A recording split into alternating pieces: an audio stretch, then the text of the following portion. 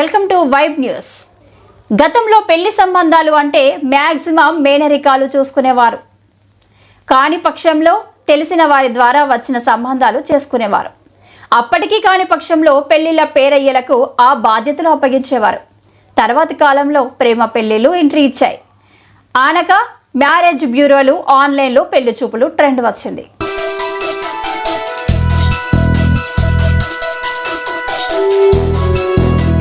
ఈ గ్యాప్లో live in relationship అనే పద్ధతి ఎంట్రీ ఇచ్చి చాప కింద నీరులా వ్యాపిస్తుందని అంటున్నారు.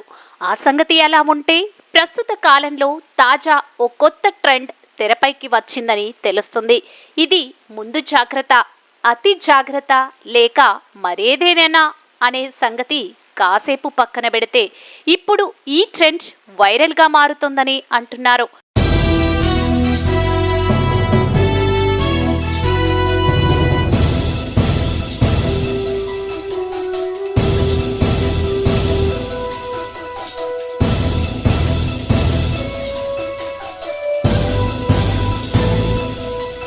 ప్రస్తుతం భారత్లో వివాహ వ్యవస్థలో మ్యారేజ్ డిటెక్టివ్ అనే కొత్త ట్రెండ్ ఎంట్రీ ఇచ్చింది. ఈ విషయంలో ఢిల్లీకి చెందిన భావన పాలివాల్ ఈ జాబితాలో ముందు వరుసలో ఉన్నారని అంటున్నారు. ఈ సర్వీస్ ఛార్జెస్ 50,000 నుంచి 1,00,000 వరకు ఉంటాయని అంటున్నారు. ఈ సమయంలో వివాహ వ్యవస్థలో వీటి అవసరం ఎంత అనేది ఆసక్తిగా మారింది. రవితేజ నటించిన డాన్ సీను సినిమాలో విలన్ చెల్లి వివాహ విషయంలో వారి వద్ద పనిచేసే విశ్వాస్ ను డిటెక్టివ్గా పంపుతాడు మరో విలన్. ఆ సన్నివేశాలు సినిమాలో సరదాగా ఉండొచ్చు, కానీ ఇప్పుడు నిజ జీవితంలో ఈ తరహా విశ్వాస్ల ట్రెండ్ పెరిగిందని అంటున్నారు.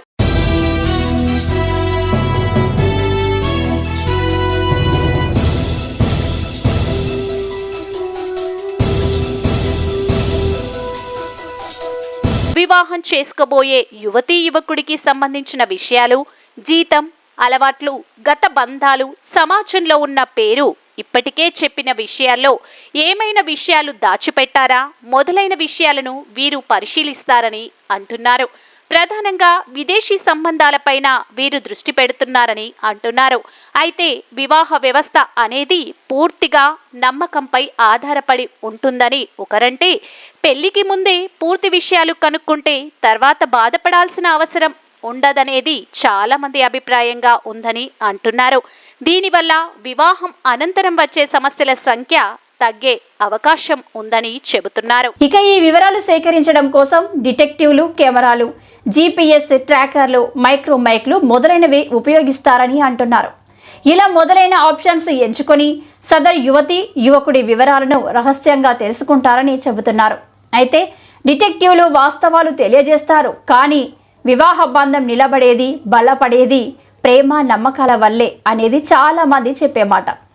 పెళ్లికి ముందు ఎలా ఉన్నా పెళ్ళైన తర్వాత మార్పు వస్తే చేయగలిగేదేమీ లేనిదేది మరొకరి మాట. ఏది ఏమైనా marriages are made in heaven అనే విషయం చాలా మంది గుర్తుపెట్టుకొని వివాహ వ్యవస్థ కొనసాగాలని చాలా మంది భావిస్తున్నారని అంటున్నారు.